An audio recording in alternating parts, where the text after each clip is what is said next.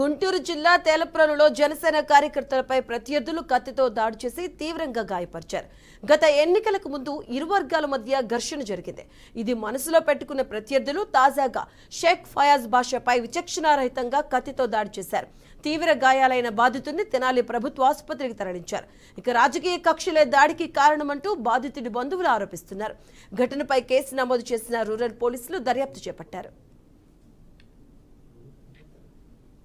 వాళ్ళకి మా ప్రెసిడెంట్ వాళ్ళకి తగాదాలు ఉన్నాయండి. మా వాడు ఎండి పని చేస్తాడు మేస్త్రి దగ్గర.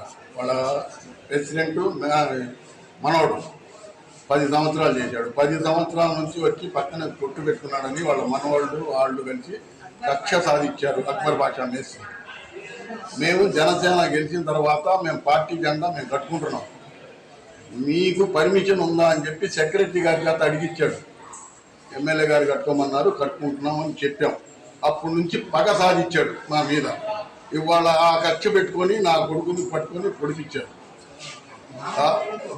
అక్బర్ బాషా మెడ పట్టుకున్నాడు, వాళ్ళ తమ్ముడు చేతులు పట్టుకున్నాడు, చిన్న సుబాని పొడిచాడు. గిట సుబాని అంటారు ఆయన. ప్రెసిడెంట్ పొడరా నా కొడుకుని అని పొడిపించాడు. వైఎస్ఆర్ కాంగ్రెస్ పార్టీ ప్రెసిడెంట్ వాళ్ళు ఆ పని చేశారండి. తేలప్రోలు వాళ్ళ ఊళ్ళో కూడా మామూలుగా వెళ్తుంటే అన్న మనసులో పగలు పెట్టుకుని పుడిచారన్న. షేక్ సుబాని అని, షేక్ రబ్బాని, షేక్ అక్బర్ బాషా, షేక్ బాషా ఆయన మొత్తం దగ్గర నుండి చేపిస్తున్నాడు వైసీపీ ప్రెసిడెంట్గా. అందుకని పుడిచారు, జెండా పెట్టామని